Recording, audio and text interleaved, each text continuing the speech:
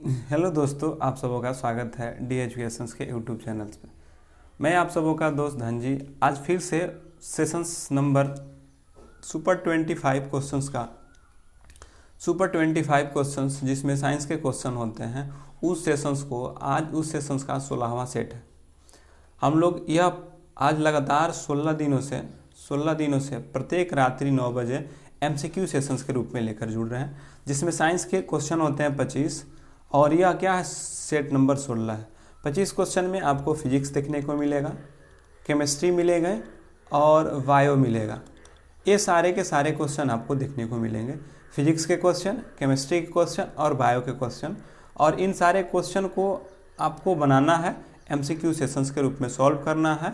और दिए गए पोल में जो पोल करके आएगा, पोल में लिखा रहेगा क्वेश्चन नंबर 1 और ऑप्शन में ए, बी, सी और डी में रखना होगा। तो पोल में आपको अगर ऑप्शन ए सही लग रहा है तो आपको पोल ए क्लिक करना है, अगर ऑप्शन नंबर बी लग रहा है तो बी क्लिक करना है, और सी नंबर लग रहा है तो सी और डी लग रहा है तो डी। मतलब कि आपको पोल का थोड़ा सा वेट कर लेना है। उस क्वेश्चन के लिए जब पोल आ जाएगा, तो जब पोल आएगा तो उसमें आपको ए, बी, सी, डी इसमें आपको क्या करना है, पोल करना है। चैट सेक्शन में जो चैट सेक्शन है, चैट सेक्शन में आप अपने डाउट को सिर्फ डालेंगे और इस क्वेश्चन का जो आंसर होगा वे जो होंगे आपको पोल में करना है कि पोल में कौन कौन से आंसर होंगे। तो जब आपको पोल दे दिया जाएगा कि पोल क्वेश्चन नंबर 1, फिर उसके बाद रहेगा कि option A, option B, option C और ऑप्शन डी। जो आपके ऑप्शन सही लगेंगे उस पर क्लिक करिएगा, आपका आंसर सबमिट हो जाएगा। और उसके बाद जब हम आंसर बताएंगे तब आप देख लीजिएगा कि कौन सा आंसर सही हुआ। इससे यह पता चलेगा कि आपने क्वेश्चन जो सही किया है, आपके साथ जुड़े कितने दोस्तों ने वही क्वेश्चन को आंसर दिया है, क्योंकि वह आंसर आपका देखने नहीं जा रहे हैं कि आपने आंसर क्या मारा है। बशर्ते आप देख सकते हैं कि कितने लोगों ने सही किया है, कितना परसेंट लोगों ने ए मारा है, कितना परसेंट लोगों ने बी मारा है। तो जल्दी से थोड़ा सा शेयर कर दिया जाए, सभी लोगों को जोड़ लिया जाए और सेशंस को शेयर करते रहिए और ज़्यादा से ज़्यादा संख्या में लेकर आइए। तो आज नया होने वाला है कुछ, तो एक बार फिर से सुन लीजिए कि देखिए यह सेशन जो है, जो सेशंस में आपको 25 क्वेश्चंस देखने को मिलते हैं। 25 क्वेश्चन में आपको फिजिक्स के क्वेश्चन होते हैं, केमिस्ट्री के क्वेश्चन होंगे और यह होंगे बायो के क्वेश्चन। ठीक है, फिजिक्स के आपको 8 क्वेश्चन देखने को मिलता है, 9 केमिस्ट्री के 9 इसलिए क्योंकि केमिस्ट्री से अगला बार ग्रुप डी में बहुत सारे क्वेश्चंस पूछे गए हैं, तो केमिस्ट्री के 9 क्वेश्चन देखने को मिलेंगे और बायो के 8 क्वेश्चन। टोटल क्वेश्चन हो गए 25। इन 25 क्वेश्चन में आपको एमसीक्यू सेशंस के रूप में रहेगा, क्वेश्चन रहेगा और ऑप्शन ए रहेगा, option A, B, C, D करके ऑप्शन रहते हैं। आपको एक पोल दिया जाएगा, क्या दिया जाएगा, पोल दिया जाएगा। उस पोल में लिखा रहेगा क्वेश्चन नंबर 1, मतलब कि क्वेश्चन नंबर 1 के लिए यह क्या है, पोलिंग है, जिसमें से कि आपको अगर ऑप्शन ए सही लग रहा है तो ए कीजिए, ऑप्शन सी लग रहा है तो सी कीजिए, बी लग रहा है तो बी कीजिए, डी लग रहा है डी। आपको आंसर पोल में ही टाइप करना है, टाइप नहीं करना, बस क्लिक कर देना है। ऑप्शन ए तो ऑप्शन ए, ऑप्शन बी तो ऑप्शन बी, बस आपको पोल में क्लिक करना है। आंसर कमेंट में वही लोग देंगे जो जिनके पास पोल नहीं पहुंच रहा होगा। देखिए पोल 2 केस में नहीं पहुंचेगा, यह पोल तभी एक्टिव होगा जब आप इस चैनल के सब्सक्राइब किए होंगे। जो चैनल होगा उसको सब्सक्राइब करेंगे, उसके 1 मिनट बाद आपका चैट सेक्शन और पोल सेक्शंस आना स्टार्ट हो जाएगा। तो जो लोग में पोल नहीं आ रहा है तो वो सब्सक्राइब नहीं कर पाए हैं, तो आप सब्सक्राइब करे होंगे तभी वो पोल सेक्शंस आपको मिल पाएगा या चैट सेक्शंस मिलेगा। क्योंकि जब आप चैट सेक्शन खोलिएगा तभी लिखा होगा कि सब्सक्राइब, मतलब कि सब्सक्राइब करने के 1 मिनट बाद ही आप क्या कर सकते हैं, चैट सेक्शंस को ऑन कर सकते हैं या पोल कर सकते हैं। तो आप जब भी करिए तो पोल करिए। चलिए आज स्टार्ट करते हैं पहले नंबर क्वेश्चन को। और जब क्वेश्चन आपको दिया जाएगा तो थोड़ा सा क्वेश्चन का वेट करके पोल का वेट कर लेंगे और पोल में आंसर देंगे। चलिए क्वेश्चन पढ़ लीजिए, एक बार क्वेश्चन पढ़ लीजिए, उसके बाद पोल दे देते हैं कि एक साधारण आवर्धक ग्लास में निम्नलिखित में शामिल है और आपका पोल 60 सेकेंड के बाद, यानी कि 60 सेकेंड के बाद आपका पोल खत्म कर दिया जाएगा।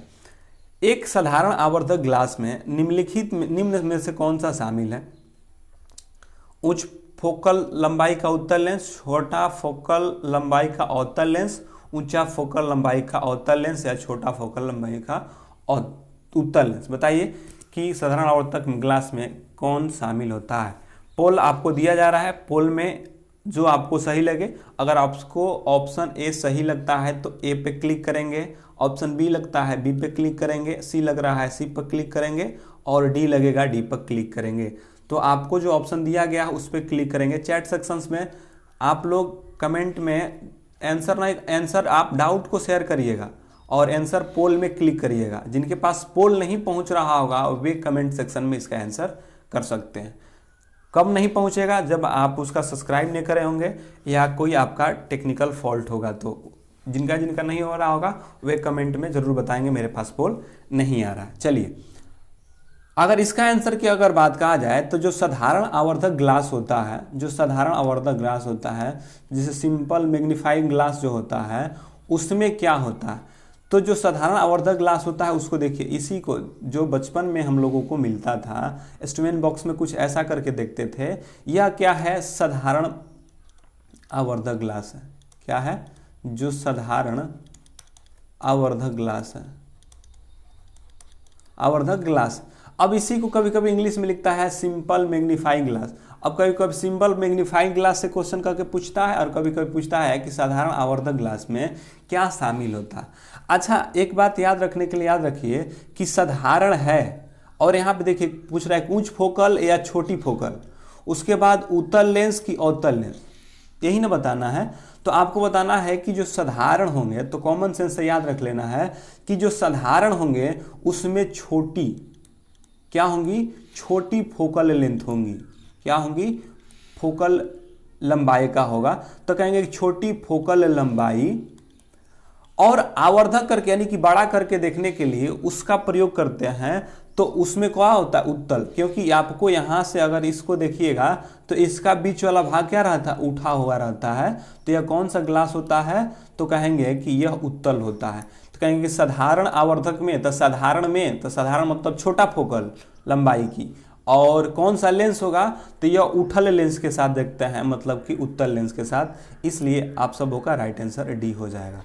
तो आप लोगों ने देखिए कि जो पोल इंड कर किए हैं तो कितने लोगों ने, कितना परसेंट लोगों ने डी सही किया है, सी कितने परसेंट लोगों ने आंसर दिया है, बी कितने परसेंट ने आंसर दिया है और ए कितने परसेंट ने दिया है।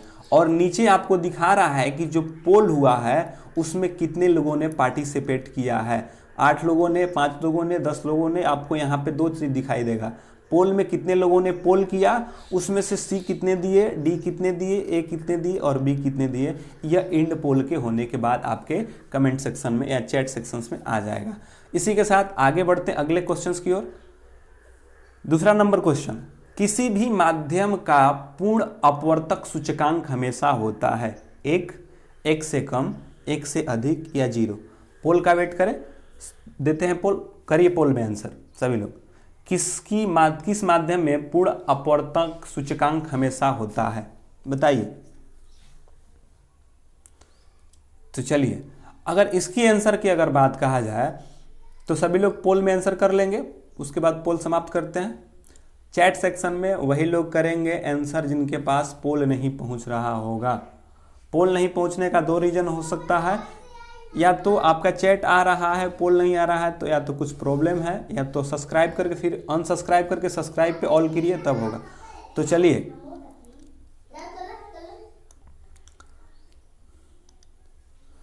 करिए इसका आंसर पोल में कि इसका क्या होगा। किसी माध्यम में पूर्ण अपवर्तक सूचकांक हमेशा होता है, बताइए।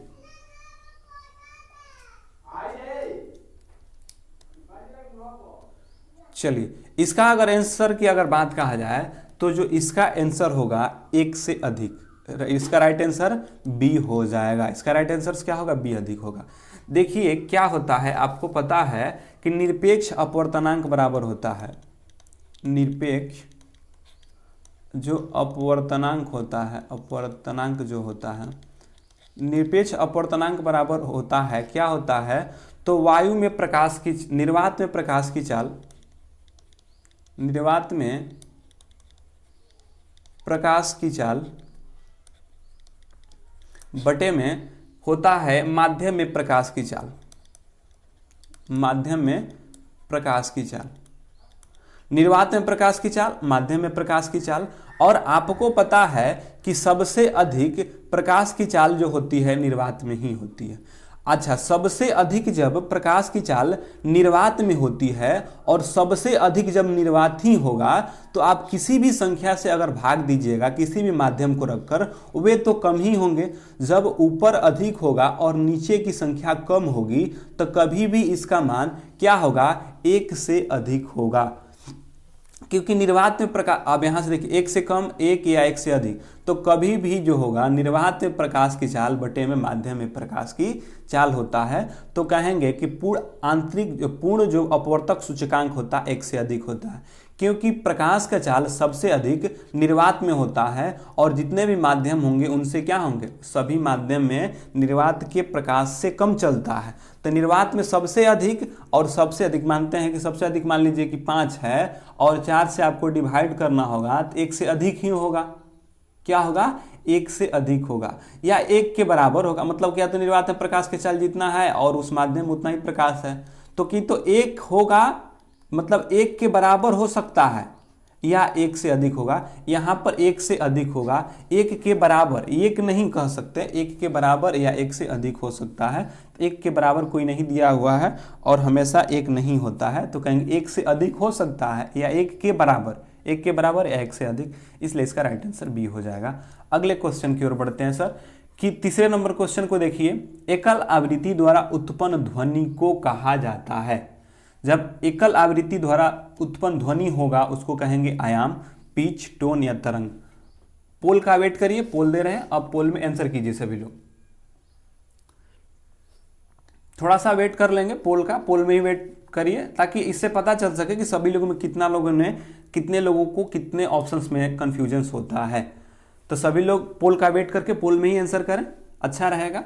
और जिनके पास पोल नहीं पहुंच रहा है वे लोग उसमें करेंगे। चलिए पोल समाप्त करते हैं, पोल समाप्त हो गया होगा। चलिए अब आया कि एकल आवृत्ति द्वारा जो उत्पन्न ध्वनि को, जब एकल आवृत्ति के द्वारा जो उत्पन्न ध्वनि होता है उसको टोन, स्वर या तान कहते हैं।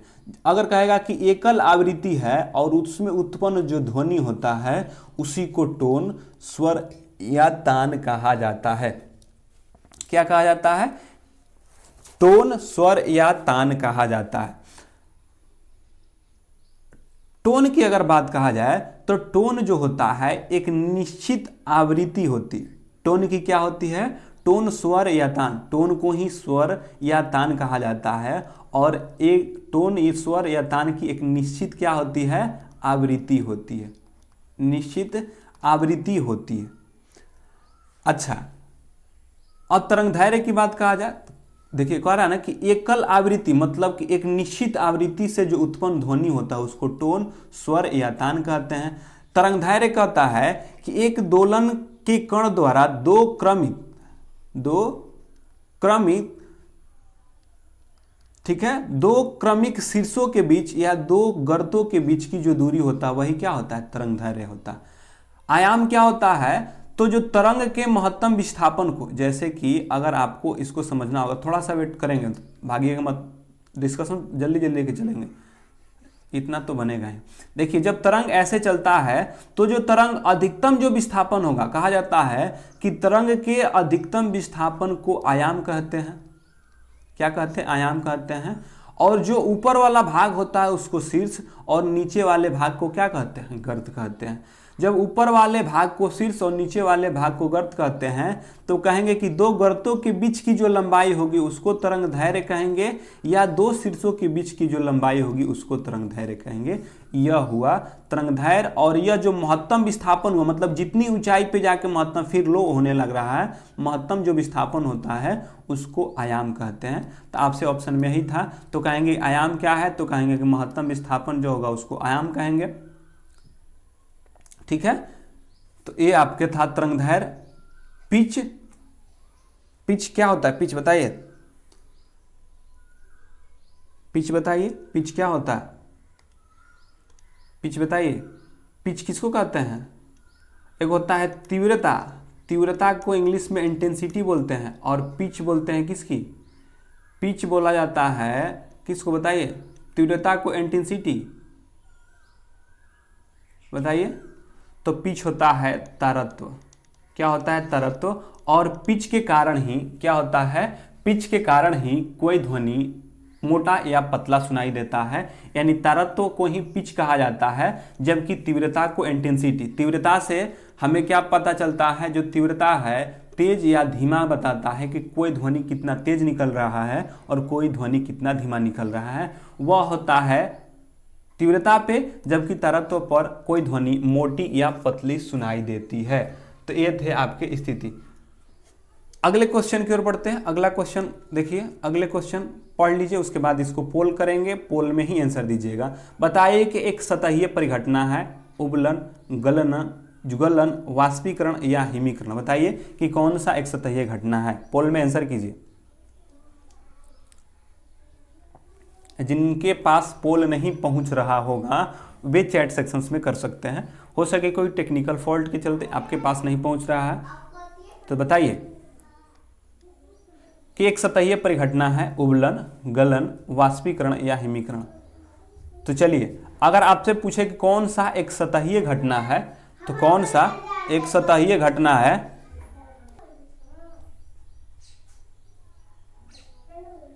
अरे कौन है जरे,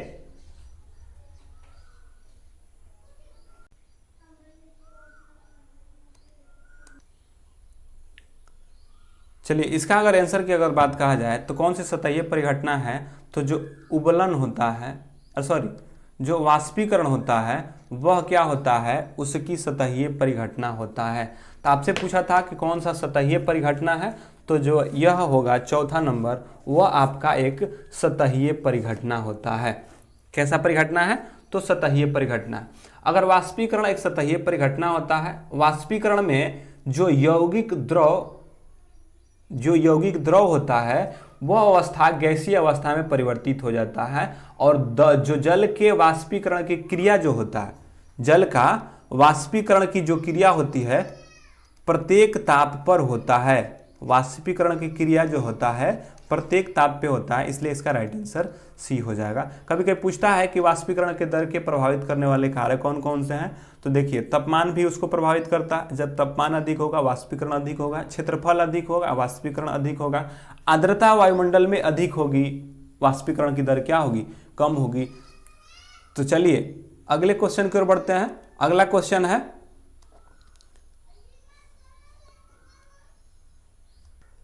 चलिए 5वें नंबर का क्वेश्चन को देखिए और इसका बनाकर पोल में आंसर कीजिए कि यदि धारा 10 एम्पियर है और प्रतिरोध जो है 50 ओम है, तो विभवांतर ज्ञात कीजिए कि इसका विभवांतर क्या होगा। आंसर बताइए क्या होगा, आपको बताना है विभवांतर क्या होगा। आंसर कीजिए इसका कि यदि धारा 10 है और प्रतिरोध 50 ओम है तो विभवांतर कितना होगा। पोल में आंसर कीजिए सभी लोग, पोल में आंसर कीजिए सभी लोग। चलिए अगर इसकी अगर देखा जाए, इसकी अगर सॉल्व की अगर बात कहा जाए तो देखिए आपको क्या दिया है, आई दे दिया है 10 एम्पियर और आपको आर दे दिया है कितना, 50 ओम, कितना है 50 ओम। और आपसे पूछ रहा है कि भी बताइए क्या होगा। तो आप सबको पता है कि भी बराबर होता है आई आर, क्या होता है भी बराबर आई आर, या किसके नियम से, ओम के नियम से।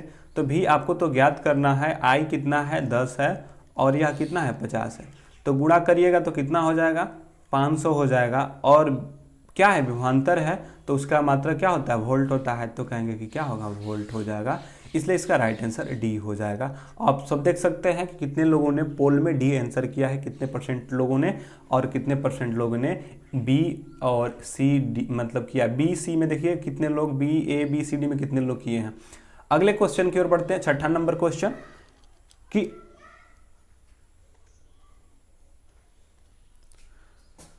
चलिए इसका आंसर कीजिए पोल में कि जब उत्तरी गोलार्ध में स्थित एक तरल समतल प्लेट संग्राहक आमतौर पर दिशा के सामने एक निश्चित स्थिति में झुके हुए होते हैं, पश्चिम, पूर्व, दक्षिण या उत्तर की ओर। बताइए कि किस ओर झुके होते हैं। 6वां नंबर क्वेश्चन का आंसर कीजिए पोल में सभी लोग। जो लोग पोल में नहीं कर पा रहे हैं सभी लोग कीजिए, जितनी उपस्थिति होता है सबका वोटिंग होना चाहिए, क्योंकि देख रहे हैं कि जुड़ते हैं बहुत लोग और वोट करते हैं, यानी कि पोल पे सिर्फ आंसर कुछ ही लोग कर पाते हैं।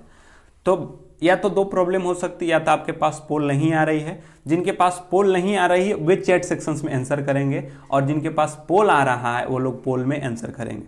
ठीक है, तो आप लोग पोल में आंसर कीजिए, और जिनके पास नहीं आ रहा है तो चैट आ रहा है, पोल नहीं आ रहा है, तो हो सकता है कोई प्रॉब्लम हो, तो उसको एक बार देख लीजिएगा और उसका भी बताइएगा क्या दिक्कत हो रहा है। चलिए छठवां का आंसर कीजिए, क्या होगा?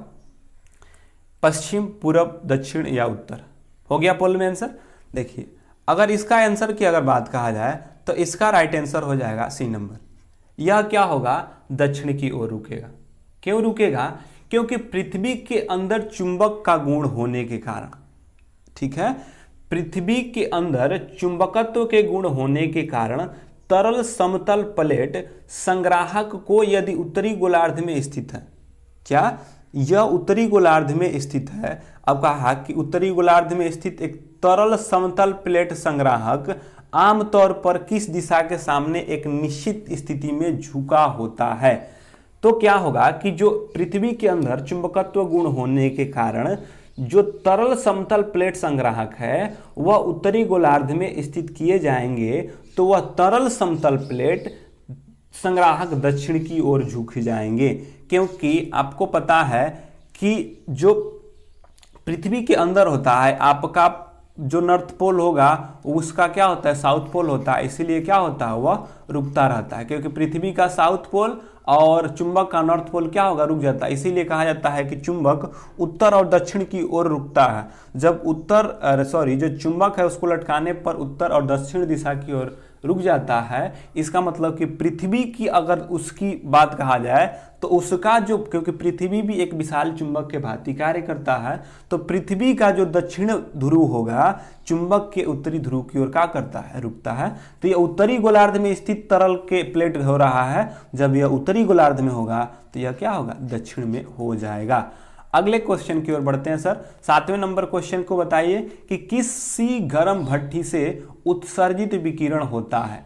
एक्स किरण, माइक्रोवेव, परावैंगनी या अवरक्त। आंसर कीजिए सभी लोग। 7वें नंबर का आंसर करेंगे कि 7वां नंबर क्या होगा, और पोल में आंसर करें। पोल दिया जा रहा है आपको लोग, तो पोल का थोड़ा सा वेट कर लें, थोड़ा सा वेट करके आप लोग पोल में ही आंसर करें। तब तक से इत्मीनान के साथ करिए, उसके बाद जब सभी लोग कर लेते हैं तो पोल को समाप्त कर दिया जाएगा, और इसमें कोई नहीं रहेगा कौन किसका आंसर देख के कर रहा है, क्योंकि खुद उसको नहीं पता चलेगा कि अगला क्या आंसर दे रहा है। जब आंसर को, पोल को एंड करेंगे तभी पता चलेगा कि कौन व्यक्ति ने कितना, मतलब कितने व्यक्ति ने कौन से ऑप्शंस को टिक किया है।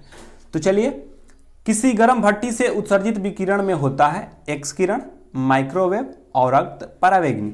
तो आपसे अगर कहे कि किसी गर्म भट्टी से उत्सर्जित जो विकिरण होगा वह क्या होगा, तो वह होता है एक अवरक्त विकिरण के रूप में, क्योंकि एक्स किरण माइक्रोवेव और परावैंगनी नहीं होगा, क्योंकि गर्म भट्टी है। परावैंगनी विकिरण आपको पता है कि परावैंगनी विकिरण सूर्य के प्रकाश से निकलता है, सूक्ष्म तरंग है और एक्स तरंग है, जबकि अवरक्त विकिरण जो है, जो कि अवरक्त विकिरण में जो आता है वह क्या करता है कि किसी गर्म भट्टी से जो उत्सर्जित किरण होता है उसके द्वारा निकलता है। तो इसी के साथ अगले क्वेश्चन की बढ़ते हैं, क्वेश्चन नंबर 8। तो क्वेश्चन नंबर 8 पढ़िए और इसका आंसर पोल दिया जाएगा, उस पोल में कीजिए कि किसी वस्तु के द्वारा अपनी स्थिति या आकार लेने की वजह से लगने वाले ऊर्जा को क्या कहते हैं? स्थितिज ऊर्जा, गतिज ऊर्जा, गुप्त ऊर्जा या स्थैतिक ऊर्जा। बताइए क्या कहा जाएगा? तो जब कभी पोल आगे पाछे भी चला जाए, क्वेश्चन 7th लिखा हो, जब क्वेश्चन 7th होगा तो क्वेश्चन 7th का पोल होगा, क्वेश्चन 8 होगा तो 8 का पोल होगा, तो आप लोग उसमें सोचिएगा नहीं, उसमें ही पोल करिएगा। क्वेश्चन नंबर 8 का 8 में, 7 का 7 में, 6 का 6 में करिएगा। तो बताइए क्या होगा, करिए जल्दी जल्दी सभी लोग, जितने भी लोग हैं सभी लोग पोल में आंसर करें ताकि आपकी उपस्थिति दर्ज हो सके, कितने व्यक्तियों का पोल सही हो रहा यह पता चल सके। और चैट सेक्शंस को खोला गया है, आप अपनी डाउट्स को डाल सकते हैं, और जो नहीं जिनके पास पोल पहुंच रहा है वे लोग डाल सकते हैं।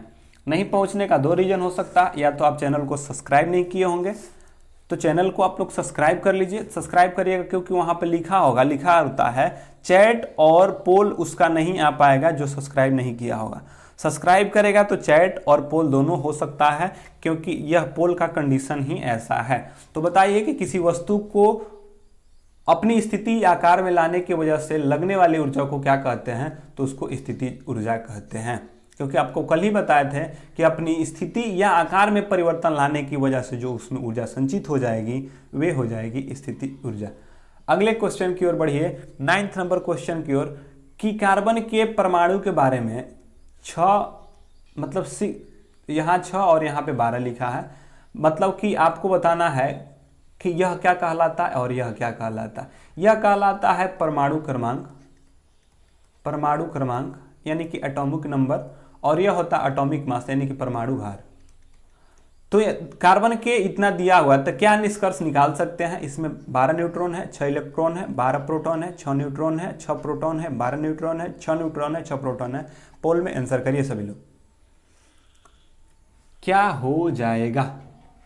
आंसर करिए सभी लोग, चलिए आंसर करिए सभी लोग। जितने भी लोग हैं सभी लोग पोल में आंसर करें, और जिन व्यक्तियों को थोड़ा सा प्रॉब्लम है, चैट सेक्शंस खोला गया है, चैट सेक्शन में चैट करें, और जिनके पास पोल नहीं पहुंच रहा है वे लोग चैट में आंसर कर सकते हैं, और जिनके पास पहुंच रहा है वे पोल में ही आंसर करें, अपनी उपस्थिति को दर्शाएं। ठीक है। अगर कार्बन के परमाणु के बारे में अगर बताया जाए कि यह 6 और 12 है, तो इसका निष्कर्ष यह निकाला जा सकता है, क्योंकि आपको पता है कि जब आपका यहाँ पे लिखा हुआ है, क्या लिखा हुआ है कि कार्बन का यह परमाणु भार 12 और यह क्या परमाणु क्रमांक 6। देखिए परमाणु द्रव्यमान कहिए तो परमाणु द्रव्यमान को किससे सूचित किया जाता है, तो परमाणु भार को ए से सूचित किया जाता है, जबकि परमाणु क्रमांक को जेड से सूचित किया जाता है। तो यह क्या है? जेड है, और यह क्या है? ए है। तो परमाणु द्रव्यमान बराबर क्या होता है? तो परमाणु द्रव्यमान यानी कि A equal to Z plus N, मतलब कि परमाणु क्रमांक दिया हो और न्यूट्रॉन की संख्या हो तब पर भी, या प्रोटॉन की संख्या, अधिकतर यही लिखता है प्रोटॉन की संख्या प्लस न्यूट्रॉन की संख्या जो होंगे, जो प्रोटॉन परमाणु द्रव्यमान क्या होता है, तो कहेंगे कि प्रोटॉन की संख्या और न्यूट्रॉन की संख्या का जो योग होता है वे होता है ये। और आपको पता है कि जितना प्रोटॉन होता है उतना ही इलेक्ट्रॉन होता है, और प्रोटॉन की संख्या बराबर होता है परमाणु क्रमांक। तो जब जेड, पी और ई तीनों के तीनों बराबर हैं, तो क्या हम लिख सकते हैं ए बराबर जेड या पी या ई प्लस एन। मतलब कि कोई भी संख्या को अगर कि तो परमाणु क्रमांक में न्यूट्रॉन जोड़ दीजिए, या परमाणु जो प्रोटॉन है उसमें न्यूट्रॉन जोड़ दीजिए, या इलेक्ट्रॉन में न्यूट्रॉन जोड़ दीजिए, तब पर भी परमाणु भार निकल जाएगा। और आपको यहाँ पे बोल रहा है कि आपका परमाणु भार 12 है, मतलब कि भार 12 है, तो यह 12 कैसे आया होगा? तो 6 अगर न्यूट्रॉन लिए होंगे, 6 न्यूट्रॉन लिए होंगे और 6 प्रोटॉन लिए होंगे, तभी तो 12 मिला होगा, क्योंकि A equal to P plus N, मतलब कि प्रोटॉन प्लस न्यूट्रॉन। आपको यहाँ पे परमाणु 12 दिया है, क्रमांक कितना दिया है? 6 दिया है। तो जब 6 क्रमांक है मतलब प्रोटॉन की संख्या 6 है, मतलब न्यूट्रॉन की संख्या भी कितनी होनी चाहिए? 6, इसलिए इसका राइट आंसर डी हो जाएगा। अगले क्वेश्चन की ओर बढ़ते हैं, 10वें नंबर क्वेश्चन की ओर, कि जब pH मान 7 से 14 की ओर बढ़ते हैं तो यह दर्शाता है H प्लस आयन की सांद्रता में कमी को, OH माइनस आयन की सांद्रता में वृद्धि को, OH प्लस आयन की सांद्रता में वृद्धि को, OH माइनस आयन की सांद्रता में कमी को। तो पोल आ जाएगा, पोल में आंसर करिए सभी लोग। 10वें क्वेश्चन पर सभी लोग आंसर करेंगे, कि जो 10वां क्वेश्चन है उसका सभी लोग आंसर करिए, क्या हो जाएगा? आज ठीक है, तो जल्दी जल्दी से आप लोग उसमें वेट करते रहिए और करते रहिए। चलिए, अगर आपसे बात कहा जाए इसका राइट आंसर की, जब आप 7 से 14 की ओर बढ़ते हैं और आपको पता है कि 7 से इधर आने पर अम्लीय और 7 से 14 तक, मतलब कि 7 से इधर जब बढ़िएगा 6 5 4 3 2 1 ऐसे करके आइएगा और इधर होता है 8 9 10 11 12 13 14। तो जब आप 7 से इधर जाते हैं मतलब 6 5 4 3 और की, तो यह अम्लीयता क्या होता है, बढ़ता है। और 7 से जब आप 14 की ओर जाते हैं तो पर भी क्या होता है, क्षारीयता बढ़ता है। मतलब कि 7 के तरफ आने पर उदासीन होते जाएंगे, चाहे अम्ल की हो या क्षार की हो। अगर 14 से घटते चले आएंगे 13 12 ऐसे, तब पर भी क्या होगा, आपका घटेगा। लेकिन आपको याद रखना है कि अगर 7 से अगर इधर जा रहे हैं, मतलब आपको दो बात याद रखना है कि अगर आप कोई भी व्यक्ति 7 के तरफ आएगा उसकी क्षमता में कमी होती जाएगी। तो जैसे देखिए अम्ल क्या हो रहा है, क्षार के 7 की तरफ आता जाता है तो कहेंगे कि इसकी अम्लीयता इधर क्या होती जाएगी, कम होती जाएगी। अब यह देखिए 7 से यह दूर जाता हुआ दिखाई दे रहा है तो कहेंगे कि क्या है, अम्लीयता बढ़ेगी। यहाँ से एक बार फ्रेश लिख लेते हैं, भागिएगा नहीं, थोड़ा सा डिस्कशन करते हैं, उसके बाद अगले क्वेश्चन की ओर बढ़ लेंगे, ज़्यादा बड़ा नहीं करेंगे। देखिए यह हुआ 7 होता है उदासीन। क्या होता है, उदासीन होता है सर। अगर इधर जाइएगा अम्लीयता बढ़ जाएगा, जो अम्लीय है बढ़ जाएगा, और इधर आइएगा तो क्षारीय बढ़ जाता है, मतलब क्षारीय हो जाता है। मतलब कि 7 से 8 9 10 और 11 12 ऐसे करके रहे, और इधर हो 4 3 2 मतलब 3 4 5 6 ऐसे। तो देखिए 7 के तरफ आइएगा घटेगा, ये भी आएगा घटेगा। लेकिन 7 से दूर होना मतलब कि तो इधर जाने पर दूर होइएगा या इधर होने पर दूर होइएगा।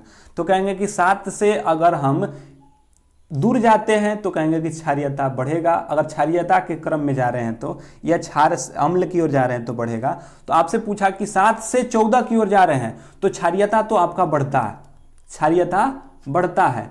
अगर कहता कि 7 से दूर नहीं, कहता कि 7 से 3 की ओर जा रहे हैं तब पर भी अम्लीयता बढ़ता। लेकिन यही कह देता कि 3 से 7 की ओर जा रहे थे तो कहते कि अम्लीयता घटता। अगर वही कहता कि 11 से 7 की ओर जा रहे हैं तो क्षारीयता घटता। सेंस में यही रखना है कि किधर से किधर जाने के लिए बोल रहा है। और आपसे क्या बोला है क्वेश्चन में कि 7 से 14 की ओर जाना है सर, 7 से 14 की ओर बढ़ना है। यहाँ पे उल्टा नहीं करना है, 7 से 14 यानी 7 से दूर जा रहा है ना, तो मतलब कि क्षारीयता क्या होगी, बढ़ेगी।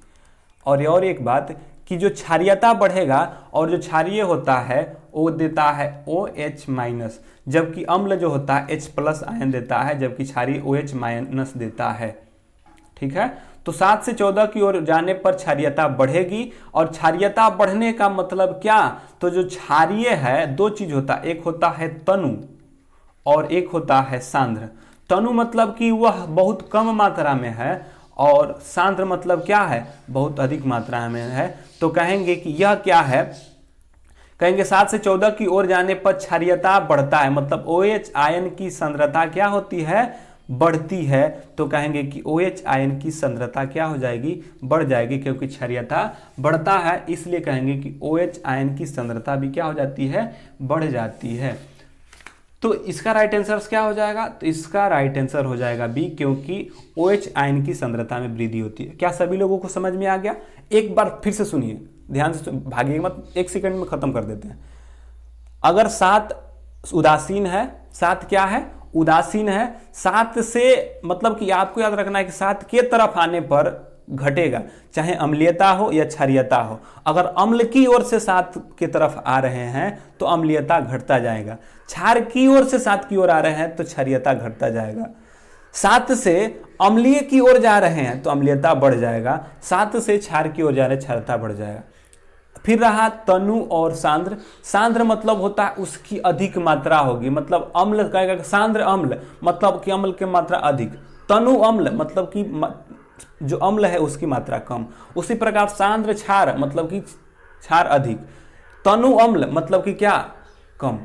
तो आपसे और एक बात, जो क्षार होगा OH- देता है और H+ आयन देता है। आर्हेनियस के अनुसार अम्ल H+ आयन, जबकि आर्हेनियस ने क्षार को कहा था कि OH- देता है, इसलिए इसका राइट आंसर बी हो जाएगा। अगले क्वेश्चन की ओर आते हैं, 11 नंबर क्वेश्चन की ओर। आप लोग आंसर करिए कि आधुनिक आवर्त सारणी के छठे आवर्त में तत्व मौजूद होते हैं। सभी लोग पोल में आंसर करेंगे ABCD 18, 8, 32, 33। बताइए, पोल में आंसर करिए सभी लोग। थोड़ा सा पोल का वेट करके ही आंसर करिए ताकि आप सभी को मिल सके। चलिए,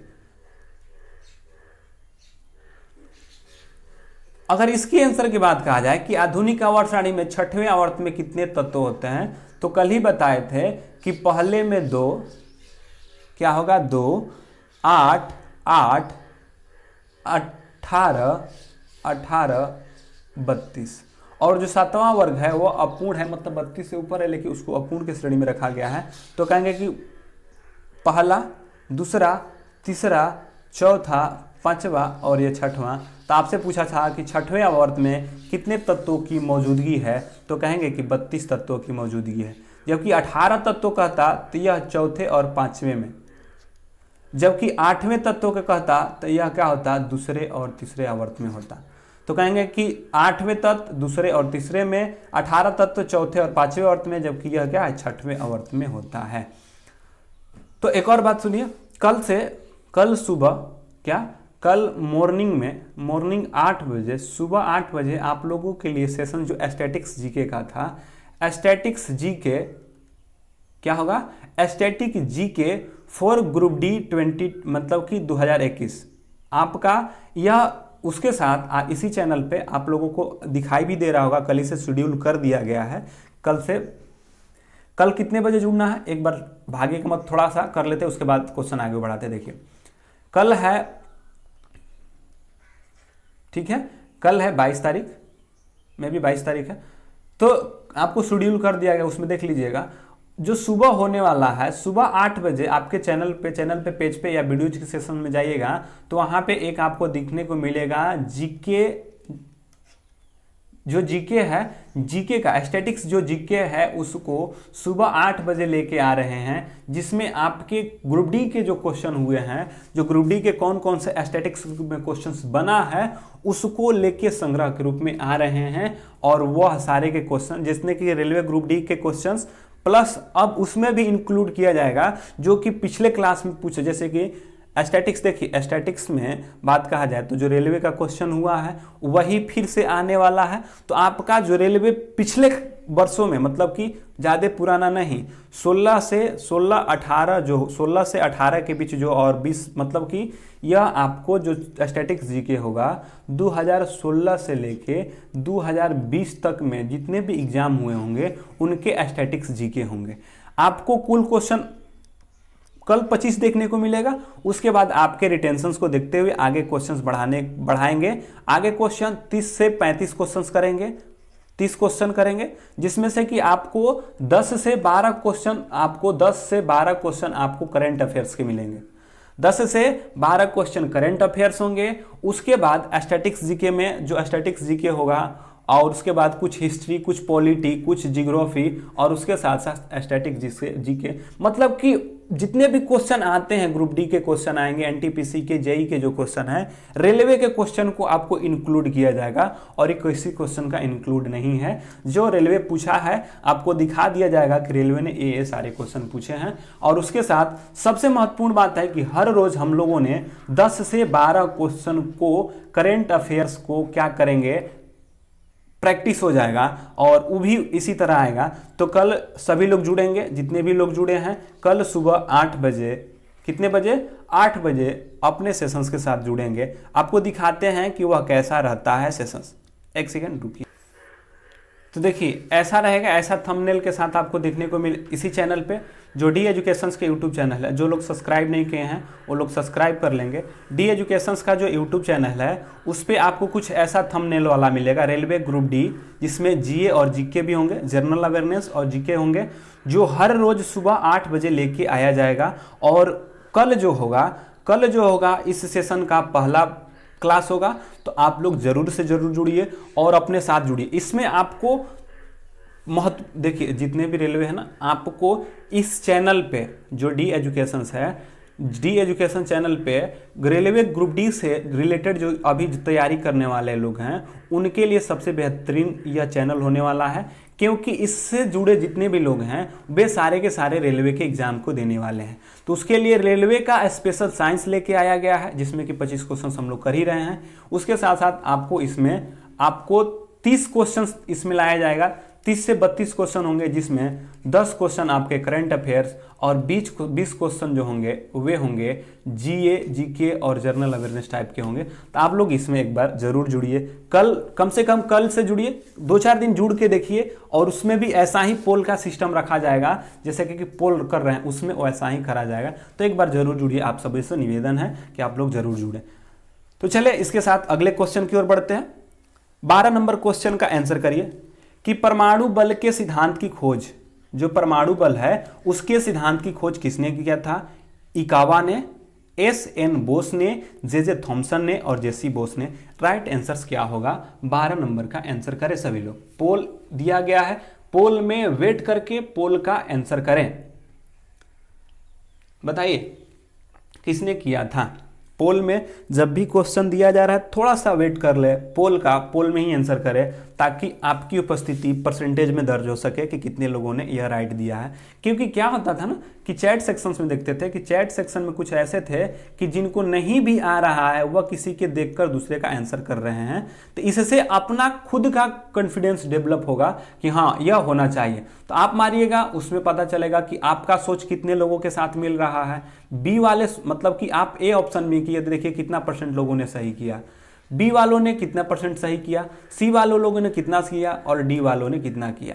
और आप खुद को आंकिए, जब आंसर मिला लिया जाता है कि इसका आंसर ए है, बी है या सी है, तो देखिए कि कितने लोगों ने गलत किया है, कितना परसेंट लोगों ने, मतलब कि आपके तरह सोचने वाले कितने लोग हैं, और आपने सोच को डेवलप आगे की ओर बढ़ाइए। तो बताइए कि परमाणु बल के सिद्धांत की खोज किसने किया था? इकावा ने, एस.एन. बोस ने, जे.जे. थॉमसन ने या जे.सी. बोस ने। अगर इसकी राइट आंसर्स की अगर बात कहा जाए तो जो परमाणु बलों के सिद्धांत की खोज हिदेकी इकावा के द्वारा किया गया था। किसके द्वारा किया गया था? इकावा के द्वारा किया गया था।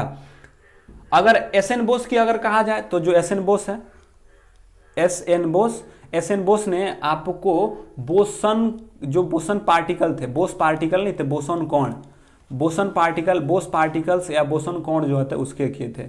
जबकि जे.जे. थॉमसन को सभी पता है इलेक्ट्रॉन के, और जगदीश चंद्र बोस को जो केस्कोग्राफ है उसके खोज करता है। किसके हैं?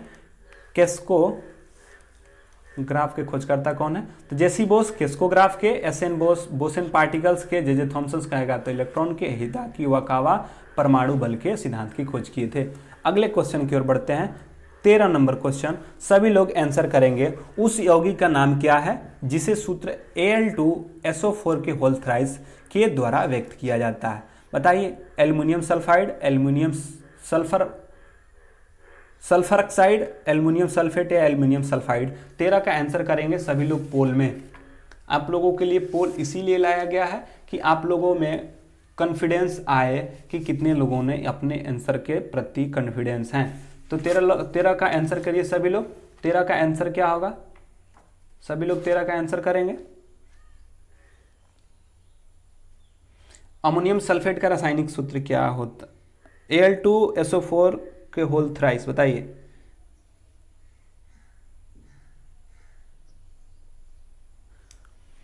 चलिए आंसर करिए सर जल्दी से। चलिए अगर इसकी आंसर की अगर बात कहा जाए कि जो Al2SO4 के होल थ्राइस है, इसका राइट आंसर होता है एल्युमिनियम सल्फेट। या किसका सूत्र होता है? एल्युमिनियम सल्फेट का होता है। एल्युमिनियम सल्फेट का सूत्र Al2SO4 के होल थ्राइस होता है, और यह जो होता है एक अकार्बनिक यौगिक होते हैं। अब जो इसका प्रयोग हेयर सल्फेट करने में, मतलब हेयर साल्ट के रूप में, एल्युमिनियम सल्फेट का प्रयोग आपका जो कपड़ा छपाई और रंगाई के बंधक के रूप में भी किया जाता है। और इसका उपयोग जो होता है कभी कभी, जो Al2SO4 के होल थ्राइस है, इसका उपयोग कभी कभी फिटकरी बनाने में किया जाता है। तो जो यह Al2SO4 के होल थ्राइस जो होता है, तो कभी कभी तो आपसे पूछेगा इसका नाम क्या है, तो एल्युमिनियम सल्फेट। तो इसका उपयोग कपड़ा रंजक के रूप में, अकार्बनिक के रूप में, कभी कभी आपको फिटकरी बनाने में भी इसका प्रयोग किया जाता है, इसलिए इसका राइट आंसर सी हो जाएगा। अगले क्वेश्चन की ओर बढ़ते हैं। 14 नंबर क्वेश्चन कि गैस का उपयोग चिप्स के ऑक्सीकृत होने को रोकने के लिए किया जाता है। A, B, C, D बताइए। पोल में आंसर करिए सभी लोग। और कल सभी लोग कृपया करके जुड़े सुबह 8 बजे जीके जीएस के सेशंस में, और उसमें भी अपनी संख्या को, उपस्थिति को और बढ़ाएं। और इसी के साथ पोल जैसे कर रहे हैं उसी के साथ क्वेश्चन आया जाएगा। और सभी के सभी देखिए, यह क्या है, ग्रुप डी के साइंस है, और जो जीके जीएस होगा आपको उसमें साइंस देखने को मिलेगा। किसका? तो उसमें रेलवे के ग्रुप डी के तो होंगे ही होंगे, जो देखेंगे कि आने वाले महत्वपूर्ण जो जितने भी रेलवे के क्वेश्चन होंगे उसको शामिल किया जाएगा। तो आंसर करिए सभी लोग, इसका क्या होगा। चलिए, इसका आंसर की अगर बात कहा जाए तो इसका आंसर क्या होता है, तो आप सभी को पता है कि जो नाइट्रोजन होता है उनको ऑक्सीकृत होने से रोकने के लिए चिप्स के पैकेट में क्या किया जाता है, डाला जाता है। तो आपसे पूछा कि बताए ऑक्सीकृत होने से रोकने के लिए किसको, तो N2 गैस का उपयोग किया जाता है जिससे कि ऑक्सीकृत न हो पाए। तो अगले क्वेश्चन की ओर बढ़ते हैं। 15 नंबर क्वेश्चन को देखिए। धातु का क्षय नहीं होता है, मैग्नीशियम का, कैल्शियम का, लोहा का या प्लेटिनम का। आंसर कीजिए किसका क्षय नहीं होता, ABCD। पोल में आंसर करिए सभी लोग, पोल में आंसर करें सभी लोग, क्या होगा।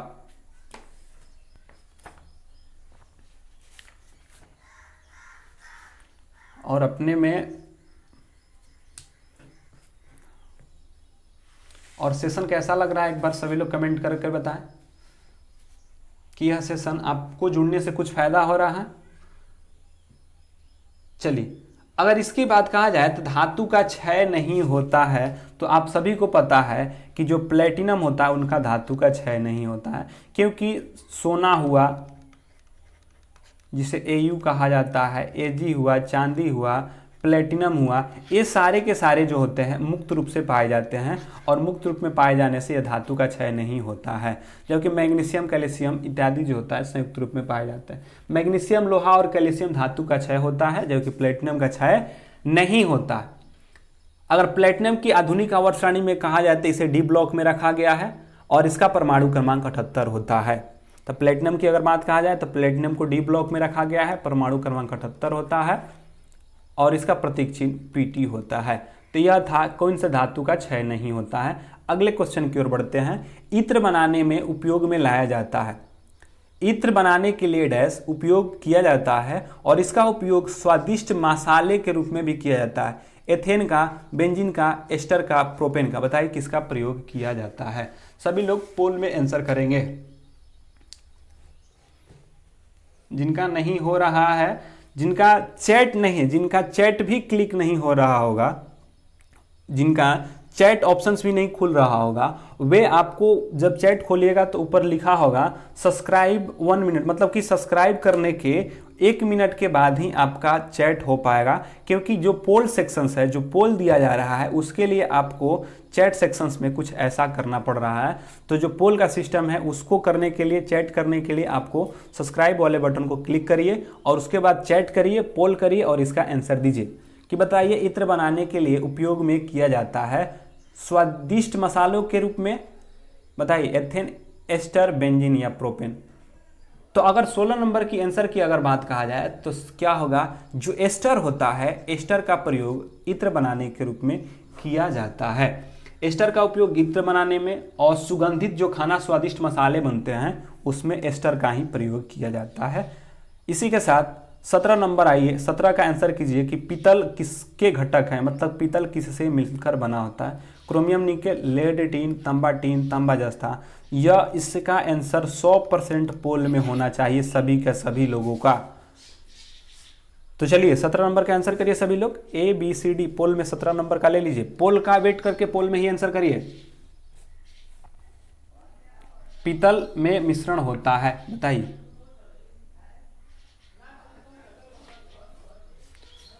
चलिए, अगर बात कहा जाए कि पीतल किसका मित्र है, सबको पता है कि पिताजी हैं।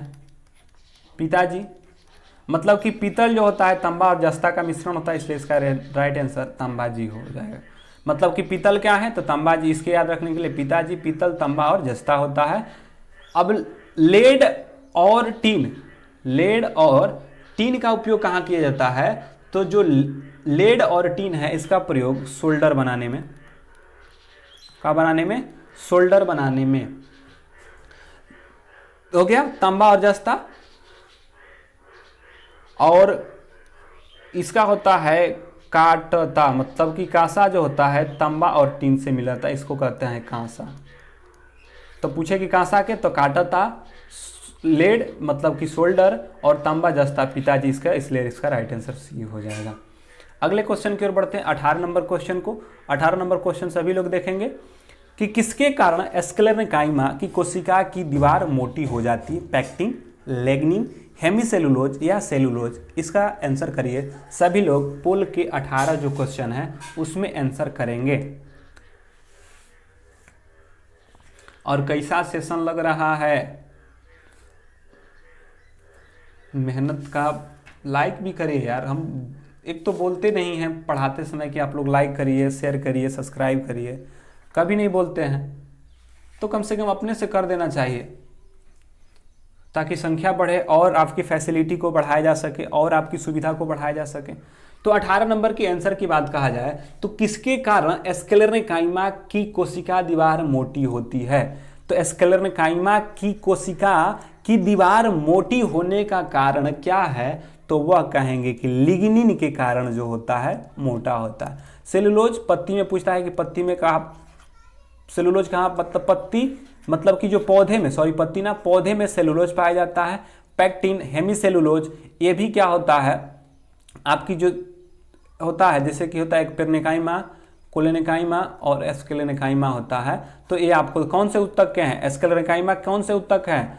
तो यह अस्थाई उत्तक होते हैं। सरल अस्थाई उत्तक में स्क्लेरेंकाइमा आता है और इसकी दीवार मोटी होती है लिग्निन के कारण से। अगले क्वेश्चन की ओर बढ़ते हैं कि प्रजातियों को डैश डैश जीवित रहने का लाभ प्रदान सकता है केवल अनुवांशिक क्रम में योगदान के प्रदान से? बताइए क्या होगा इसका राइट आंसर। पोल में आंसर करेंगे, पोल में आंसर करिए सभी लोग आज, ठीक है? इतना डिस्कशन सही, फिर ज़्यादा डिस्कशन हो रहा है, बोर हो जा रहा है, ज़्यादा डिस्कशन नहीं। आपका क्वेश्चन टू द पॉइंट चल रहा है, आपको समय के साथ सभी क्वेश्चन को बताया जाएगा। प्रजातियों में जीवित रहने का लाभ प्रदान कर सकता है अथवा केवल अनुवांशिक क्रम में? अनुवांशिक क्रम में बताइए, प्रजातिकरण के, परागण में, परिवर्तन में या किस में? क्वेश्चन नहीं समझ में आएगा, फिर से समझिए क्वेश्चन। कहा कि प्रजातियों में डैश डैश जीवित रहने का लाभ प्रदान कर सकता है अथवा केवल अनुवांशिक क्रम में योगदान को प्रदान कर सकता है। कौन? प्रजातिकरण से, परागण से, निषेचन से, परिवर्तन से? दिमाग से, ध्यान से देखकर आंसर करिए, क्योंकि आपका एक ऐसा ही टेस्ट हो रहा है, क्योंकि आप भी वहां पे ऑनलाइन टेस्ट की ही तरह जाइएगा और देख के जाइएगा कितने लोगों ने आंसर किया। वहां पर भी ए बी रहेगा और आपको क्लिक करना होता है। यहाँ पर भी ए बी है, क्लिक करिए, एक ऑनलाइन सेट की तरह क्या करिए, इसका भी आनंद लीजिए। तो प्रजातियों में जीवित रहने का लाभ प्रदान कर सकता है केवल अनुवांशिक क्रम के योगदान, किसमें? तो कहेंगे कि जो परिवर्तन होता है, देखिए परिवर्तन जब होगा, सभी में परिवर्तन होगा, प्रजातियों में परिवर्तन जीवित रहने का लाभ होता है। मतलब कि जब अलग अलग परिवर्तन होगा तो वह जीवित रहने का लाभ प्रदान कर सकते हैं अथवा केवल अनुवांशिक क्रम के योगदान में भी प्रदान कर सकते हैं। देखिए क्या होता है ना कि जब अनुवांशिक जब परिवर्तन होगा तो अलग अलग लोग के अलग अलग किस्म के होंगे, उसमें परिवर्तन होता जाएगा।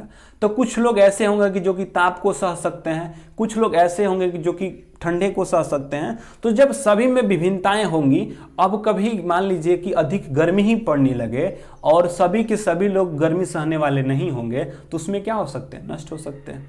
या सभी के सभी लोग ठंडा सहने वाले हैं और अधिकतर ठंडा नहीं सहने वाले हैं, तो कभी ठंडा अधिक पड़ने लगे, आप लोग ठंडे नहीं सहने वाले तो ठंडा से मर जाइएगा। तो परिवर्तन अलग होगा, अलग अलग से अलग अलग परिवर्तन के होंगे। एक व्यक्ति ठंडा भी सहता है और एक व्यक्ति गर्म सहता है, एक ठंडा सहने वाला, एक गर्म सहने वाला, एक दोनों सहने वाला है। अगर ज्यादा गर्मी पड़ जाए तो गर्मी, जो ठंडा सहने वाला है वो तो ठंडा सह लेगा, जो गर्मी उससे नहीं सहेगा, मर जाएगा। अब ठंडा पड़ने वाला है, ठंडा तो सह लेता है लेकिन गर्मी नहीं सह पाएगा, मतलब कि उसके अनुकूल परिस्थिति नहीं बन पाएगा। अनुकूल परिस्थिति को ढालने के लिए अलग अलग प्राणियों का अलग अलग परिवर्तन होता है। तो परिवर्तन क्या होता है? जरूरी होता है। परिवर्तन रहिएगा तो प्रजाति जीवित रह पाएंगे, नहीं तो कभी ऐसा मौसम आएगा जो कि सभी प्रजातियों को नष्ट कर देगा, जो कि उस प्रजातियों के लिए अनुकूल परिस्थिति होगी। इसलिए परिवर्तन आवश्यक है। हम लोग देखें परिवर्तन से कैसे परिवर्तन, आदि मानव से आज मानव के रूप में हो गए। अगले क्वेश्चन की ओर आते हैं। 19वीं शताब्दी में प्राकृतिक चयन के प्रजातियों का विकास को किसने दिया था? जो प्राकृतिक चयन के सिद्धांत को किसने दिया था आपको बताना है। यह रहा 20 नंबर क्वेश्चन और आप पोल में, जो पोल है उसमें आंसर करिएगा। बताइए क्या होंगे, सभी लोग आंसर करिए। ABCD पोल में आंसर करिए। जिनका पोल नहीं खुल रहा है उनमें या तो सब्सक्राइब नहीं, चैट, जिनमें चैट भी नहीं खुलेगा, जिनमें चैट भी नहीं खुलेगा वो एक बार सब्सक्राइब किए होंगे तो अनसब्सक्राइब करके फिर सब्सक्राइब करके 1 मिनट तक वेट करेंगे तब हो सकता है। और जो लोग सब्सक्राइब ही नहीं किए होंगे उनका तो चैट खुलेगा ही नहीं। तो आप लोग बताइए 19वीं शताब्दी में प्राकृतिक चयन के सिद्धांत को किसने दिया था? तो बताइए 20 नंबर का आंसर क्या होगा। तो इसका आंसर क्या होगा? प्राकृतिक चयन का सिद्धांत किसने दिया था? चार्ल्स डार्विन के द्वारा दिया गया था। जबकि डोवेराइनर ने यह क्या दिया था? त्रिक नियम दिया था। जॉन डाल्टन ने परमाणु के सिद्धांत को दिया था और जो आनुवंशिकता के सिद्धांत को जोहान्स ग्रेगर मंडल ने दिया था। तो चार्ल्स डार्विन ने प्राकृतिक चयन के सिद्धांत को, डोवेर्नियर ने त्रिक दिया था जो तत्वों के वर्गीकरण में, और जॉन डाल्टन ने क्या दिया था? परमाणु सिद्धांत को, जबकि मेंडल ने आपके आनुवंशिकता के सिद्धांत को दिया था। तो आपसे प्राकृतिक चयन के सिद्धांत पूछा था तो यह चार्ल्स डार्विन हो जाएंगे। अगले क्वेश्चन की ओर बढ़ते हैं। 21 नंबर क्वेश्चन। 21 नंबर क्वेश्चन को बताइए सभी लोग कि निम्न में से कौन सा जीव पुनर्जनन और मुकुलन के द्वारा प्रजनन करता है? मतलब कि पुनर्जनन और मुकुलन दोनों उसमें पाए जाते हैं, खमीर में, प्लाज्मोडियम में, प्लेनेरिया में या हाइड्रा में। 21 नंबर का आंसर करेंगे सभी लोग कि किसमें पाए जाते हैं। सभी लोग 21 का आंसर करिए। देखिए कितना है, यही क्वेश्चन देखिए आपको क्या है, ALP में पूछ लिया 18 में, ग्रुप डी में पूछा, फिर ग्रुप डी में पूछा, 11 तारीख को, 31 तारीख को। क्वेश्चन रिपीट होंगे, इसीलिए क्वेश्चन का रेलवे के क्वेश्चन जो ग्रुप डी है उसको तो एक बार प्रैक्टिस करिए। सभी लोग जरूर जुड़िए जिनको ग्रुप डी लेना है। ग्रुप डी के जॉब के लिए आप लोग इस चैनल पे जुड़ सकते हैं और जुड़े रहिए और प्रतिदिन जुड़िए, क्योंकि प्रतिदिन आप लोगों के लिए क्लास लाया जाएगा। तो चलिए, कौन सा जीव पुनर्जनन और मुकुलन के द्वारा प्रजनन कर सकते हैं आप तो बताइए। जो 21 नंबर होगा इसका राइट आंसर होगा हाइड्रा। जो हाइड्रा होते हैं इनमें प्रजनन पुनर्जनन के द्वारा और मुकुलन के द्वारा, दोनों के द्वारा होता है। प्रजनन जो होता है इसमें दोनों होता है। हाइड्रा के बारे में ध्यान से सुनिएगा, बस बोलते जाएंगे, याद रखिएगा। हाइड्रा पाया कहाँ जाता है? तो तालाब, पोखर, झील इत्यादि में। तालाब, पोखर, झील, गड्ढे आदि के जलों में ये जलीय पौधे या वस्तु पर चिपक के रहते हैं। जो जलीय पौधे हैं और वस्तु पर क्या रहते हैं? चिपक के रहते हैं। कभी कभी इनके प्रचलन भी करते हैं, जो कभी कभी ये हाइड्रा जो होते हैं प्रचलन भी अपने आप में करते रहते हैं। और यह पूछे कि जो हाइड्रा होते हैं किस संघ के जंतु होते हैं? तो जो हाइड्रा होते हैं निडेरिया अथवा सिलिंड्रेटा संघ के जंतु होते हैं। तो आपसे ये भी पूछ सकता है कि यह किसके हैं? तो निडेरिया या सिलिंड्रेटा संघ के जंतु होते हैं। निडेरिया या सिलिंड्रेटा संघ के जंतु के रूप में हाइड्रा होते हैं। तीसरा पॉइंट, जो हाइड्रा के जंतु होते हैं यह पुनर्जनन और मुकुलन द्वारा प्रजनन करते हैं, यानी कि पुनर्जनन के द्वारा भी और मुकुलन के द्वारा भी प्रजनन करते हैं। दोनों साथ में होगा तो मारेंगे, अन्यथा अलग अलग होगा तो मुकुलन मारते हैं। ऑप्शन में पुनर्जनन और मुकुलन दोनों हो तो दोनों को मारेंगे, अगर मुकुलन अकेले हो तो सिर्फ मुकुलन को मारेंगे। अगर मानते हैं कि ऑप्शन ए में पुनर्जनन, ऑप्शन बी में मुकुलन, सी में कुछ और है और डी में कुछ और है, तब तो वहां पे मुकुलन मारिएगा। अगर ऑप्शन दोनों में एक साथ करके दिया है तब तो होगा।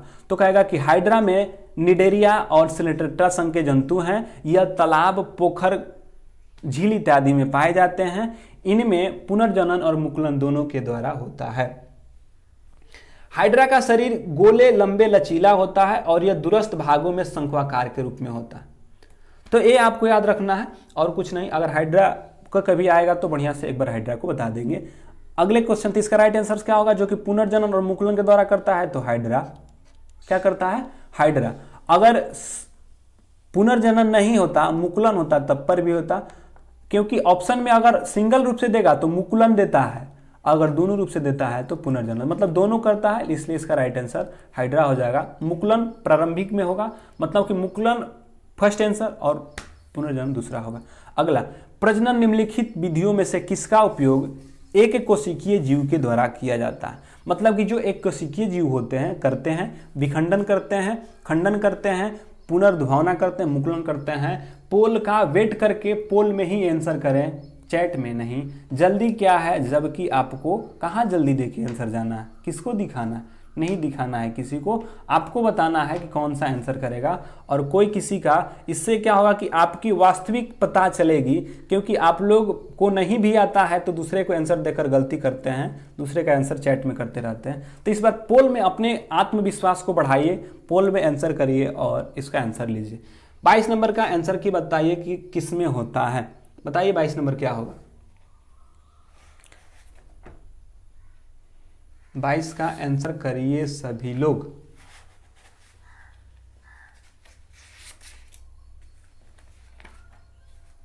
चलिए, अगर बात कहा जाए कि प्रजनन में किस निम्नलिखित विधियों में से किसका उपयोग कोशिका जीव के द्वारा, एक कोशिकीय जीव के द्वारा किया जाता है, तो जो विखंडन होता है वह एक कोशिकीय जीव के द्वारा किया जाता है। तो आपसे पूछे कि निम्नलिखित विधियों में से किसका उपयोग एक कोशिकीय जीव के रूप में किया जाता है, तो जो विखंडन है उसका उपयोग किया जाता है।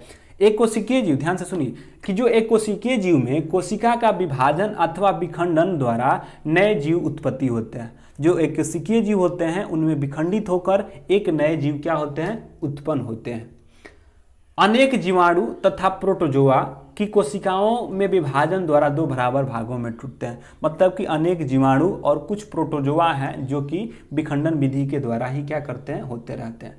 अमीबा जैसे जीवों में कोशिका विभाजन किसी भी तल से हो सकता है, मतलब कि अमीबा जो होता है किसी भी तल से टूट सकता है। ये आपके क्या थे, ऑप्शन नंबर ए हो जाएंगे। तो पूछेगा कि जो एक कोशिकीय जीव में किस विधि के द्वारा, तो कहेंगे विखंडन विधि के द्वारा होता है। अगले क्वेश्चन की ओर बढ़ते हैं, 23 नंबर क्वेश्चन।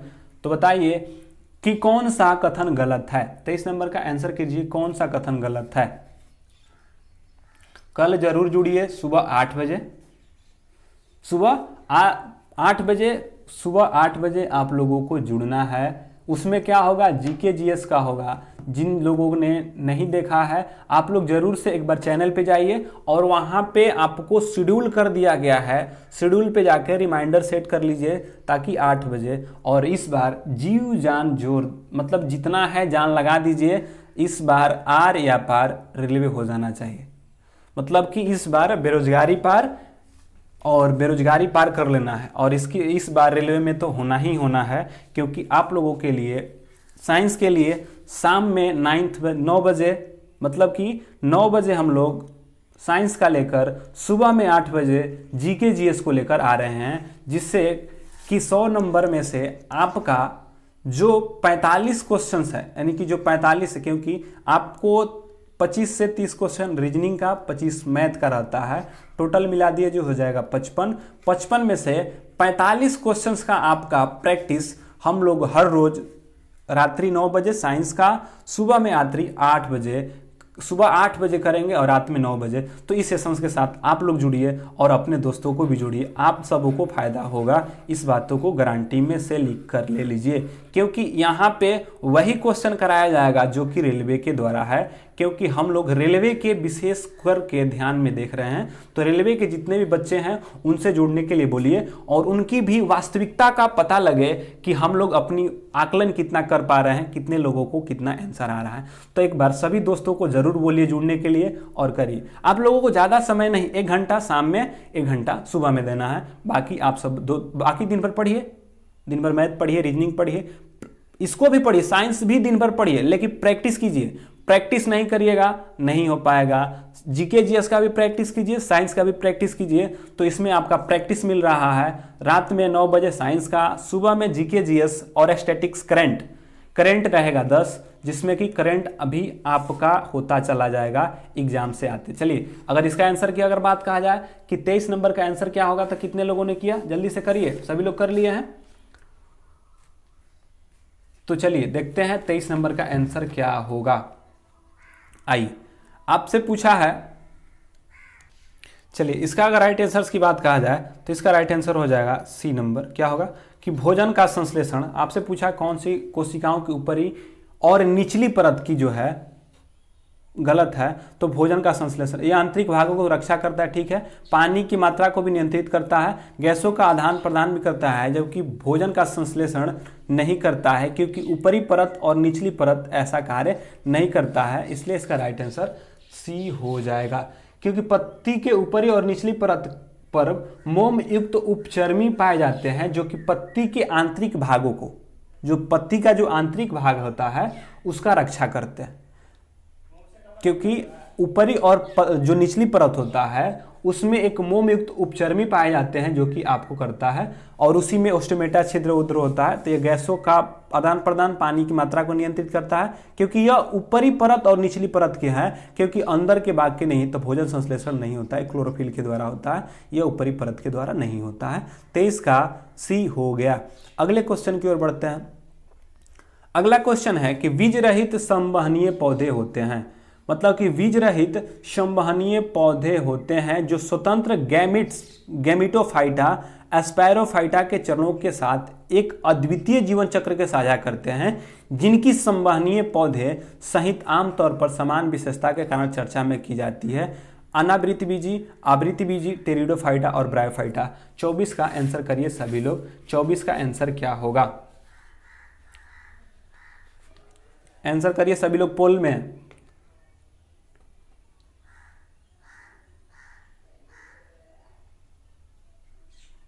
और सुबह में भी उसी प्रकार पोल में ही आंसर करना है। करिए इसका आंसर। चलिए, अगर इसकी आंसर की अगर बात कहा जाए कि जो 24 है इसका राइट आंसर हो जाएगा टेरिडोफाइटा।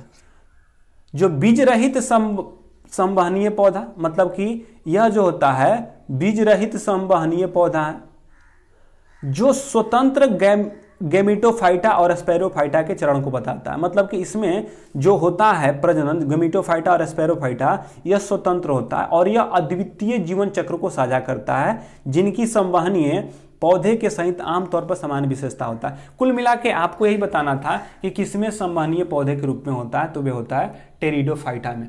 टेरिडोफाइटा को, क्योंकि टेरिडोफाइटा बीज रहित होता है, टेरिडोफाइटा बीज रहित होना, बीज रहित होने का मतलब क्या, उसमें बीज रहता है या नहीं रहता है, तो नहीं रहता। बीज रहित होना मतलब कि बीज नहीं होता है। टेरिडोफाइटा बीज रहित संवहनीय पौधे होते हैं जो कि स्वतंत्र गैमिटोफाइटा और स्पैरोफाइटा को चरणों को एक साथ अद्वितीय जीवन चक्र को साझा करते हैं, जिनकी संवहनीय पौधा सहित आमतौर पे जो सामान्य विशेषताओं के कारण यह क्या रहते हैं, चर्चे में रहते हैं, टेरिडोफाइटा। अगर देखना चाहें तो इसका कुछ ऐसे देख सकते हैं। देखिए, क्योंकि आपको पता है पादप जगत को दो भागों में बांटते हैं, जिसमें कि पुष्प लगते हैं और जिसमें पुष्प नहीं लगते उसको क्रेप्टोगेमस, जिसमें पुष्प लगते हैं उसको फेनेरोगेमस कहते हैं। जिसमें पुष्प नहीं लगते उनको 3 भागों में थैलोफाइटा, ब्रायोफाइटा और टेरिडोफाइटा कहते हैं। जिसमें पुष्प ही नहीं लगता है, पुष्प बीज नहीं होगा, उसमें क्या होगा, टेरिडोफाइटा, थैलोफाइटा, ब्रायोफाइटा और टेरिडोफाइटा। थैलोफाइटा में शैवाल, कवक और लाइकेन आते हैं, ब्रायोफाइटा को दिखाते हैं और टेरिडोफाइटा को। जिसमें पुष्प लगता है, जिसमें पुष्प लगेंगे उसमें बीज होंगे, एक तो बीज छोटा होंगे, एक बीज क्या होंगे, बड़ा होंगे। नग्न बीजी, अनावृत बीजी, एक बीजपत्री, द्विबीजपत्री। तो इसमें जो है पुष्प ही नहीं लगेगा, बीज ही नहीं रहेगा, बीज रहित में आ जाएगा टेरिडोफाइटा। अब टेरिडोफाइटा को अगर देखना चाहे तो देखिए, ये हुआ यह है ब्रायोफाइटा जो ऑप्शन में है। ब्रायोफाइटा में देखिए कौन कौन से, ब्रायोफाइटा में ये है आपका फूल है लिवर्ट मार्केसिया। लिवर्ट मार्केसिया का यह दोनों क्या है, फूल है। एक लिवर्ट मार्केसिया में एक है यह स्त्रीधारी, मतलब कि यह मेल है और फीमेल है, और यह है पुधारी जो पुधानी धार है, मतलब कि यह जो है मादा थैलस है और क्या है, ये नर थैलस है। और मादा थैलस और नर थैलस जो होते हैं मिलते हैं। उसी प्रकार यह फ्यूनेरिया है, यह क्या है, फ्यूनेरिया है, और यह होता है स्फैगो। तो इसमें देखिए सबसे आपको याद रखना है कि अपुष्पीय पादप में सबसे सरल थैलोफाइटा, उसके बाद ब्रायोफाइटा और कुछ विकसित रूप में थैलोफाइटा होता है। थैलोफाइटा के रूप में देखिए यह है थैलोफाइटा, सॉरी टेरिडोफाइटा जो होता है, थैलोफाइटा सबसे, फिर होता है ब्रायोफाइटा और टेरिडोफाइटा। टेरिडोफाइटा के यह फर्न है, जो फर्न है इसमें देखिए रूट्स, स्टेम और लिप्स, मतलब कि आपको इसमें क्या होता है, जड़ भी मिलते हैं, तना भी मिलते हैं और पत्ती भी मिलता है, बीज, यानी कि इसमें जड़, तना और पत्ती तीनों मिलता है। जबकि जो थैलोफाइटा होता है सबसे कम विकसित होता है, उसमें जड़, तना, पत्ती नहीं मिलता है। फिर कुछ आने के बाद थोड़ा सा ब्रैफाइटा में सुधार होता है और उसके बाद टेरिडोफाइटा में, जिसमें कि जड़ भी मिलता है, तना भी मिलता है और पत्ती भी देखने को मिलता है। लेकिन इसमें जो होता है बीज रहित होता है, मतलब बीज नहीं लगता है, फल फूल नहीं लगता है। अगले क्वेश्चन की ओर बढ़ते हैं, आज के सेशन का लास्ट क्वेश्चन, और इसके साथ आप लोगों का यह आज के सेशन का लास्ट क्वेश्चन है। मैंने अपने हाथों को आगे आग से, जो आग बढ़ रहा है, से वापस खींच लिया है। इस तरह की कार्रवाई करने के लिए कौन सा जिम्मेदार है? परम मस्तिष्क, पोन्स, मेरुदंड, अनुमस्तिष्क, बताइए। यानी मस्तिष्क के कौन से भाग जब आप अपने हाथ को आग के पास ले जाते हैं तो एकाएक अपने हाथ को खींच लेते हैं, उसमें कौन आता है? मेरुदंड, अनुमस्तिष्क या पोन्स बेराइल? आप लोग आंसर करेंगे, पोल में 25 का आंसर करिए और शुरू से लास्ट तक जुड़े रहिए। आप लोगों के लिए सबसे महत्वपूर्ण है ग्रुप डी। इस बार 1 लाख से अधिक वैकेंसी है। इस बार भाई मेरे दोस्त, मेरे सभी लोग जुड़े रहिए। अपने मेरे दोस्त और जितने सारे दोस्त हैं सभी लोगों को जोड़िए जो कि ग्रुप डी से तैयारी कर रहे हैं, रेलवे की तैयारी कर रहे हैं, उनको जोड़िए, ताकि हम लोग इस पे रेलवे की अभी फोकस होकर तैयारी कर रहे हैं। तो रेलवे के जितने भी बच्चे हैं कम से कम जुड़िए, अधिक से अधिक को जुड़ने का प्रयास करिए, दोस्त को भी लाइए। सर इसी के साथ लास्ट क्वेश्चन का आंसर करिए, क्या होगा? भागिएगा कोई नहीं, लास्ट में एक जब इतना देर देख लेते हैं सभी लोग साथ में ही कट करेंगे। तो देखिए इसका राइट आंसर, इसका डिस्कशन है, भागिए मत कोई, इसका डिस्कशन है। मैंने अपने हाथों को आग से वापस खींच लिया है, इसमें कौन से मस्तिष्क का भाग कार्य कर रहा है? तो जो मस्तिष्क का भाग करता है वे है आपका मेरुदंड। यह क्या है? मेरुदंड। मेरुदंड में जो होता है, मेरुरज्जु जो होता है मेरुदंड में स्थित होता है। आपको मस्तिष्क का कुछ पार्ट्स दिखाते हैं जो कि ध्यान से देखिए। ये क्या है? मस्तिष्क के पार्ट है, ये मानव मस्तिष्क और मेरुरज्जु है। यह है आपके मेरुरज्जु जो कि आपका आंसर हुआ। क्या है? मेरुरज्जु होता है। मेरुरज्जु में ही स्पाइनल कॉर्ड्स होता है। क्या होता है? मेरुरज्जु, क्योंकि देखिए मेरुदंड के अंदर मेरुरज्जु होता है और मेरुरज्जु जो होता है स्पाइनल कॉर्ड से जुड़ा होता है। मेरुदंड में मेरुरज्जु होता है और मेरुरज्जु स्पाइनल कॉर्ड से जुड़ा होता है। मस्तिष्क के 3 भाग होते हैं, एक होता है अग्र मस्तिष्क, एक होता है मध्य मस्तिष्क और एक होता है पार्श्व मस्तिष्क।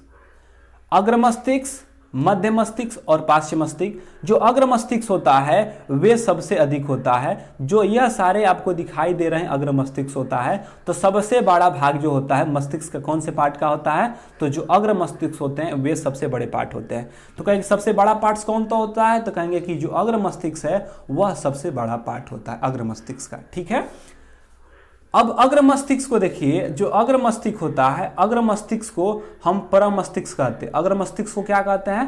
परम मस्तिष्क भी कहते हैं। जबकि जो पार्श्व मस्तिष्क होता है उसको अनुमस्तिष्क भी कहते हैं। अग्र मस्तिष्क को परम मस्तिष्क, पार्श्व मस्तिष्क को अनुमस्तिष्क कहा जाता है। क्लियर? अग्र मस्तिष्क में देखिए, जो अग्र मस्तिष्क है इसमें कौन कौन से पार्ट? तो जो हाइपोथैलेमस है और जो पीयूष ग्रंथि होता है, हाइपोथैलेमस, थैलेमस, हाइपोथैलेमस, जो आपके दर्द, ठंडा, गर्म, तापमान इत्यादि को बताते हैं। आपको बताएंगे कभी मस्तिष्क का क्वेश्चन डाल के पूरा डीपली बता देंगे, या मस्तिष्क का एक वीडियो लेकर आएंगे जिसमें क्या होगा। तो जो हाइपोथैलेमस होता है यह गर्म, ठंडा, सर्द सारे के लिए यह अग्र मस्तिष्क का भाग है। जो पार्श्व मस्तिष्क में होता है पोन्स बेराइल, मेडुला ऑब्लिंगेटा, अनुमस्तिष्क और जो मेरुरज्जु होता है यही पीछ मस्तिष्क से जुड़ा होता है। और यह हाइपोथैलेमस बीच वाला भाग के लिए होता है। तो देखिए यह बीच वाला भाग है हाइपोथैलेमस, पीयूष ग्रंथि, यह सारे के सारे क्वेश्चन है। तो इनसे जब भी क्वेश्चंस बनेगा तो आपसे जो आज के क्वेश्चन बना है उसको देख लेते हैं।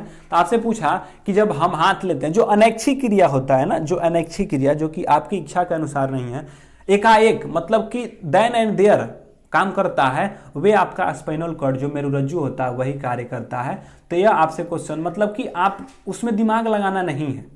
जिसमें दिमाग लगाने का कार्य नहीं होता वे सारे के सारे मेरुदंड के द्वारा किया जाता है। मेरुदंड में स्थित मेरुरज्जु के स्पाइनल कॉर्ड के द्वारा, मतलब कि आप कुछ भी क्रिया, जैसे कि कोई चिल्लाता है एक बार डर जाते हैं, या कुछ ऐसे हाथ रखे, गर्म लगा तुरंत हटा दिए, क्योंकि दिमाग वहां पे नहीं लगाए कि हाथ हटाएं या ना हटाएं, जो कि एकाएक आपके हाथ से हो जाए, आपके कुछ हो जाए, जैसे मच्छर आए एकाएक हाथ से अत्र मार दिए। मतलब कि जितने भी आपके अनैच्छिक रूप से होंगे वे मेरुदंड या मेरुरज्जु के रूप में होते हैं। तो यह क्या थे आपके आज के टोटल 25 क्वेश्चन थे। तो हम लोगों ने आज टोटल 25 क्वेश्चन को देखा। और एक और बात, आप लोग कल इस सेशंस में जरूर जुड़िए, जो कि सुबह वाला सेशन था उसमें जुड़िए 8 बजे वाला में, और 9 बजे वाला रात में फिर हम लोग कल के साथ, कल आज था यह 16 नंबर सेट, कल हम लोग फिर रात्रि 9 बजे 17 नंबर सेट के साथ, साइंस के क्वेश्चन के साथ, और सुबह 8 बजे हम लोग किसके, तो जो जीके जीएस का सेट है उसके साथ जुड़ेंगे। तो आप लोग कृपया जुड़िए और सभी लोग को जुड़िए। और वहाँ पर भी पोल सिस्टम होगा। क्या पोल सिस्टम सभी को अच्छा लग रहा है? हमको लग रहा है कि पोल सिस्टम सबसे अच्छा है, क्योंकि यह आपको वास्तविक में आपका ऑनलाइन टेस्ट का यह मजा देता है। क्योंकि हम इसी प्रकार की जाके कंप्यूटर पे बैठेंगे, वहां पे option A B C D tick करना रहता है, और यहां पर यह भी पता चलता है कि आप किसी का आंसर देख के नहीं कर रहे हैं, बस अत्र जो आपके मन में अवका के टिक कर दिए, तो यह क्या था, आपका आंसर था। तो सभी लोगों को आज को जुड़ने के लिए बहुत बहुत धन्यवाद। इसी के साथ सभी को good night, bye, take care. हाँ, जो एक बार नए होंगे वो सब्सक्राइब जरूर कर लेंगे। तो इसी के साथ साथ bye bye, good night, take care. अब मिलते हैं कल सुबह 8 बजे, और फिर रात्रि 9 बजे जुड़ेंगे 17 सेट के साथ। हर रोज रात्रि 9 बजे जुड़ते हैं, तो सभी लोग जुड़िए। Take care, bye bye.